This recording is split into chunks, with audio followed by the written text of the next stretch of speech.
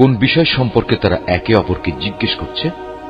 তারা কি সেই গুরুত্বপূর্ণ মহাসংবাদের ব্যাপারেই জিজ্ঞাসাবাদ করছে, যে ব্যাপারে তারা নিজেরাও বিভিন্ন মত পোষণ করে? না, তা আদৌ ঠিক নয়। সঠিক ঘটনা এরা তো অচিরেই জানতে পারবে। আবারও তোমরা শুনে রাখো, কিয়ামত আসবেই এবং অতি সত্বরেই তারা এ সম্পর্কে জানতে পারবে। তোমরা কি আমার সৃষ্টি কৌশল সম্পর্কে ভেবে দেখনি? আমি কি এ ভূমিকে বিছানার মতো করে তৈরি করে রাখিনি?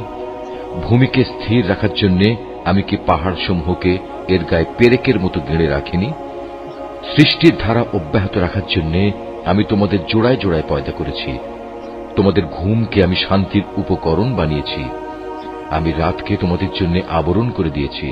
তার পাশাপাশি দিনগুলোকে জীবিকা অর্জনের জন্য আলোকোজ্জ্বল করে রেখেছি।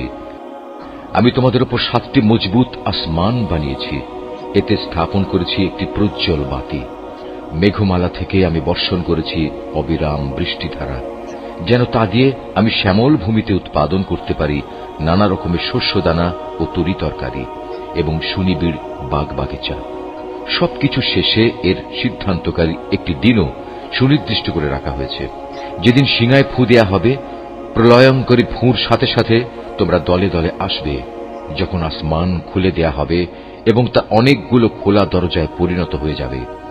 পর্বতমালাকে সরিয়ে দেয়া হবে এবং তা মরীচিকার মতো হয়ে যাবে। নিশ্চয়ই জাহান্নাম পাপীদের জন্য এক গোপন ফাঁদ। বিদ্রোহীদের জন্য তা হবে নিকৃষ্টতম আবাসস্থল। সেখানে তারা কালের পর কাল ধরে পড়ে থাকবে।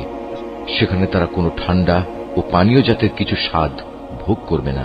সেখানে ফুটন্ত পানি, পুঁজ, দুর্গন্ধময় রক্ত, ক্ষত ছাড়া ভিন্ন কিছুই থাকবে না। এ হচ্ছে তাদের যথাযথ প্রতিফল।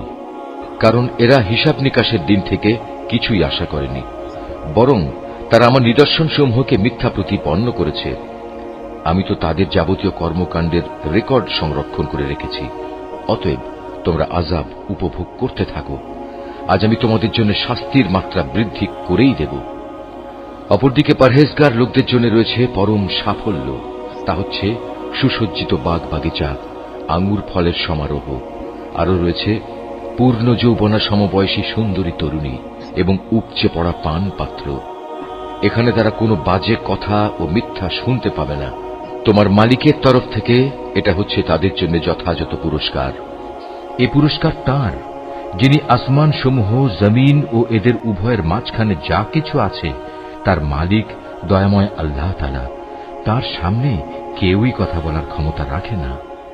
সেদিন পরাক্রমশালী মালিকের সামনে জিব্রাইল, রূহ ও অন্যান্য ফেরেশতারা সারিবদ্ধভাবে দাঁড়িয়ে থাকবে।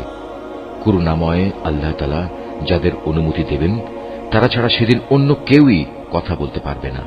এবং সে অনুমতিপ্রাপ্ত ব্যক্তিও যখন বলবে, তখন সঠিক কথাই বলবে। এদিনটি সত্য, তাই কেউ ইচ্ছা করলে এখনো নিজের মালিকের কাছে নিজের জন্য একটা আশ্রয় খুঁজে নিতে পারে। আমি আসন্ন আযাব সম্পর্কে তোমাদের সতর্ক করে দিলাম।